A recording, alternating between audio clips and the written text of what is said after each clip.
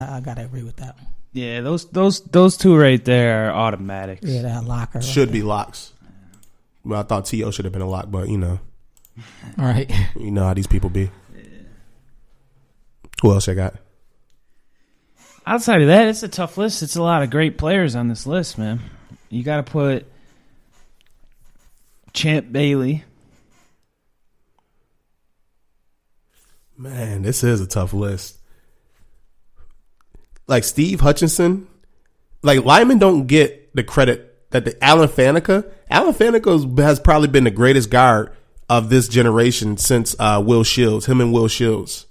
I just remember them two just like every year, first team All Pro, Pro Bowler, first like everything. I just remember doing Madden franchises. Fucking 99s on Madden. Every time those guys are always at the top. Always at the top. I'm picking my 5 linemen. I got Hutchinson. I got Faneca. Right.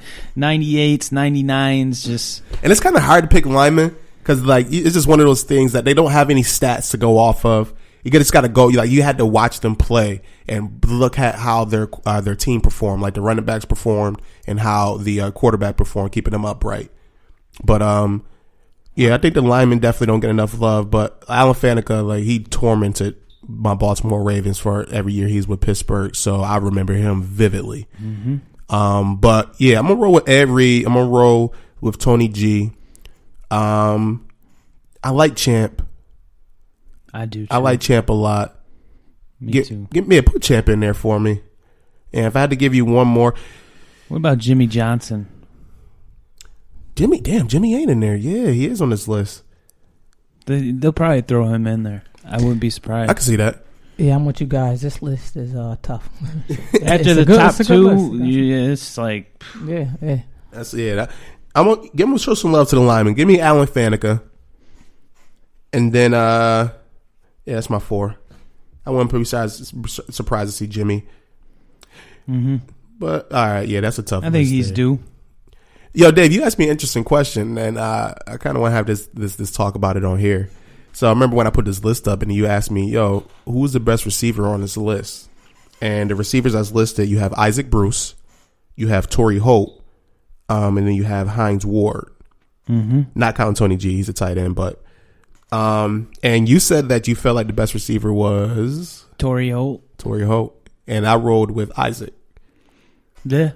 You know, I always love Isaac Bruce over Torrey, but good buddy of mine, CT, shout out to CT, big Rams fan back in the day, always loved Torrey Holt, always took Torrey Holt, and so I started, big game Holt, so I had to, think back on that and just I had to roll with Torrey. He watched him more than I did, so. Like you said, too, shout out to my boy CT. Mm-hmm. His birthday was like the other day, too. Happy birthday. Happy belated. Shout out birthday. Isaac Bruce, when I think of the Rams, Isaac Bruce is literally one of the first players I think of, not Torrey Holt, when it comes to, like the first player I think of is Marshall Faulk in that Greatest Show on Turf. Oh, yeah. And then Kurt Warner. And then it's Isaac Bruce for me, man. And then it's Azakim. That's a name for your ass right there. That was my man. Punt returns. But, yeah, like Isaac Bruce, I don't know. He just stands out in my mind. I want to look up some of his stats, like his career stats compared to Holt. But I just remember, like, that Super Bowl. Who performed better in that? Was Torrey Holt part of that team? That Super Bowl team? It's a good question. Good question. I was a youngin'. We all were youngins. Right. Can't really recall. That's for sure. Let me see. All I know is the Bills should have been in that Super Bowl if it wasn't for some Music City Miracle bullshit. The Bills are trash, Dave. Well, we had that season. That was the one. How can the Titans make it and they get a Music City Miracle on us? Come on, man. Yo, so bullshit. Isaac Bruce, he has, for career stats, over 1,000 catches, 1,024 catches, 15,208 yards, and 80 touchdowns. And he played from 94 until 99. He had 94 to 99? Damn. 94 to 2009, excuse me. That's quite this fucking career. That's some Sterling Sharp shit. Like 200 catches a year. 3, 4, yeah, that would have been some crazy stats. 8,000 yard seasons. Okay. Let me look at Torrey Holt's stats. Let's compare the two, shall we? No, that's good stats though. He got good stats. Yeah. Torrey Holt. Fucks with Torrey. I don't know, man. I think it's like Reggie Wayne and Isaac Bruce, or Reggie Wayne and Marvin Harrison. You know, it's like them two receivers. Marvin Harrison was better than Reggie Wayne. That's me clear too. cut for me. Yeah. Torrey Holt, he played from 99 to 2009, so played 10 less years. He was in that Super Bowl. But 920 catches, 13,382 yards, 85 touchdowns. Had more touchdowns Less years. and less years, and basically put up almost the same stats in less amount of time. 2,000 less receiving yards and only about 80 less catches. Yeah, I'd say it's pretty close, but 100 less catches. Excuse me. I'm giving the nod to Torrey still. I think I put in Isaac, man. I think he's about due. Torrey Holt's last season was with the Jacksonville Jaguars in 2009. Did you know that? No, I did not. 51 catches, 722 yards, no touchdowns. That's pretty impressive for her. You know, the last stint. Right. It's not bad. Shout out to Torrey Holt. Yeah. But yeah, give me, man. Real quick, hold on. I got to talk about Hines Ward, man. I was just gonna say, Can we just agree that he's third on this list? Like I can make an argument for Hines Ward, man. I really can. If you include blocking stats, I liked Hines Ward, growing up, but I would have picked him just off of just liking him. So. Hines Ward was that fucking dude, right? Man. I like seeing him. Like perform. just the way he played the game. Like first of all, he's the best blocking receiver of all time. Right. He's the reason you can't crack back block anymore. Right. You know? He made great catches, big time moments. Like I remember him torching my Baltimore Ravens. We had to play them twice a year, and Hines Ward always fucking came through. Him and Santonio Holmes, they used to fry us. I used to be so pissed. But Hines Ward, man, I don't think he get the love that he deserves. He didn't put up the gaudiest numbers. Pittsburgh offenses were never like pass happy. Like he never played with no greatest show on turf type team like the Isaac Bruce and Torrey Holt of the world. But he was the number one receiver for Pittsburgh up until Antonio Brown came into the picture, or Plaxico. There was a lot of weird receivers that went through that team. I mean, you look at Santonio Holmes, Plaxico Burress. Man, Plaxico Burress. There were some receivers that came in and out of there. But Hines Ward was always the main staple. Yeah. Like, yeah, you know who you going to in crunch time, man. Yep. And that boy Hines. And yeah. He came through. Yeah, I fucks with Hines, man. All right. But yeah, that's the football segment. I want to go ahead and transition into some basketball. Last night was a very big game, a finals preview, in my opinion, between the Raptors and a potential finals preview, I should say. Raptors and Golden State. And beginning of the game, first quarter, Toronto came out and they punched Golden State in the mouth. Was up it was like 35 to 20 at one point, or 32 to 20. Like they was killing them. And I was like, damn, oh shit, like the Raptors, they showed me something. Golden State is hurt. Steph Curry is down right now. Draymond, he's not. What is up with that? I don't know. But, KD, usually when KD plays Kawhi, he shrinks. But last night, that was a battle. He put up 51 on that boy. And that three, like they was down 116 to 119. And then that fadeaway three he hit to send it into overtime, that was impressive.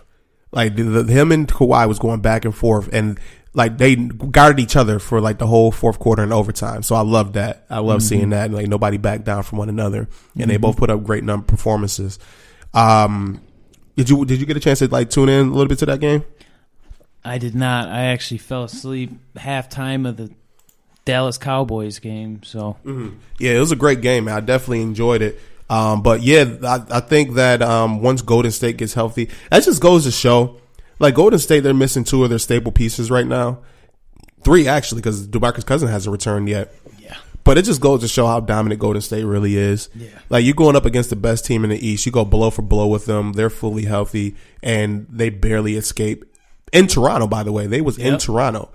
So when they get fully healthy, I wish I could pick another team to get to the finals. but or beat the Golden State Warriors, but I don't see it happening. Not at all. Like, this shit is fucking ridiculous. Yeah, they are a tough team. Like they beat you at all three levels. I can't wait to see when Boogie comes back how he's integrated into this offense, because now you got a post presence down low, Right. and he's a very good passer out of the post. That shit is about to be deadly. That's gonna be fun to watch. They say he's gonna be returned for Christmas, so I'm looking forward to that. Every aspect of Golden State team is like strong. Right. They are the most well-rounded team. They're unfair. Yeah. It's literally playing 2K and taking the best players and putting them on one team. This is right. But you know, they did it organically. Like, they drafted their stars and then they just signed KD, and then now Boogie wants to go get a ring, so he signed for a veteran minimum. So this is definitely in the running for unfair. yeah, that shit is bullshit. But whatever. I can't wait to see them all five on the same floor. Seriously, I'm man. waiting It's for gonna that. be interesting. Yeah, I'm definitely looking forward to. I'm looking forward to more so to seeing how teams game plan and compete with that. I want to see a team be able to compete with that 5-man or that 5-man lineup between, you know, those 5 stars. Someone's gonna have to make some serious trades to compete with that. But it's only going to last for this year. Like, Yeah. I don't think anybody's going to dismantle their team to try, you know what I'm saying, just bring in a bunch of salary dumps and whatnot. That would just be stupid. Right, exactly. Like, this season is kind of much, we know what the results are going to be barring injury. Mm-hmm. I like Toronto. I like Milwaukee. I think that they play very well against them, but at full strength, I don't think they'll have a shot. All right, so with the NBA right now, we are about a quarter of the way through the season, and at this point in time, we can pretty much sum up how the rest of the season is going to be, how the rest of the season is going to end, who's going to win the divisions and whatnot, or the conferences. So I want to start off in the West, man.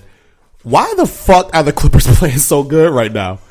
They're fucking 15-6 and the number 1 seed in the Western Conference, or, you know, a quarter of the way through the season. Yeah, it is amazing. It's impressive to see. Actually, I didn't expect Clippers. Doc Rivers got them boys balling right now. Yeah. Like, they don't have, like, who's their best player?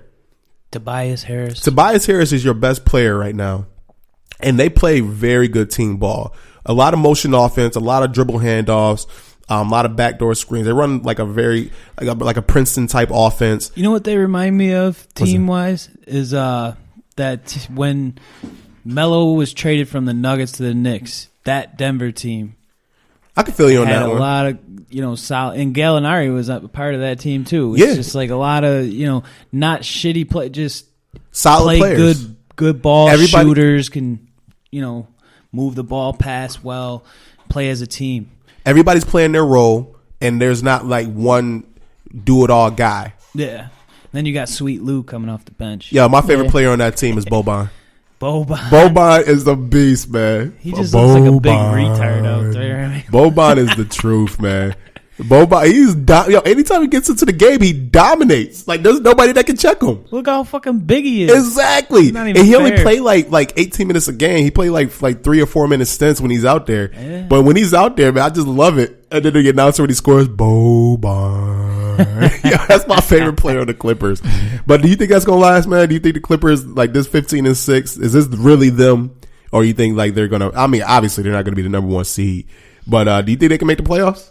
Yes, I do. Yeah, the West is not as strong as it used to be. The East is caught up. Nah, I wouldn't say that. The East is caught up. You take the best teams from the East, and you take the best teams from the West. The only team that would beat an Eastern Conference team in a 7-game series, in my opinion, would be the Warriors. Nah, I wouldn't say that.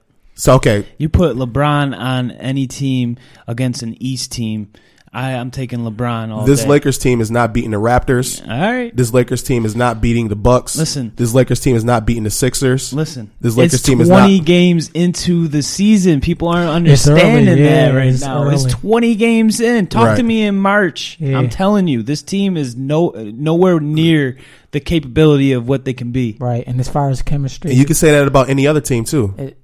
Go ahead, Marques. Not when you got LeBron on your team. That's a fact. That's fair. I was just saying, as far as chemistry, like I don't think they got it together yet. But once it do click, if they can manage to let that click early on in this season, man, there'll be a problem. Lakers is Lakers, and they do have the best player on the court at all times. The Lakers are not a good team. They have LeBron James, who masks a lot of shit for them. Right now, and he they're only not can do the so team. much. And then you get to the playoffs, LeBron's going to do LeBron things. But LeBron? I think if the Lakers, like, okay, so let's say the Lakers finish with a 5 or 4 seed, they'll have to play. So at this point right now, so for instance, right now they are at the 7th seed, and let's say the season ended today for shits and giggles. They'll play the Denver Nuggets.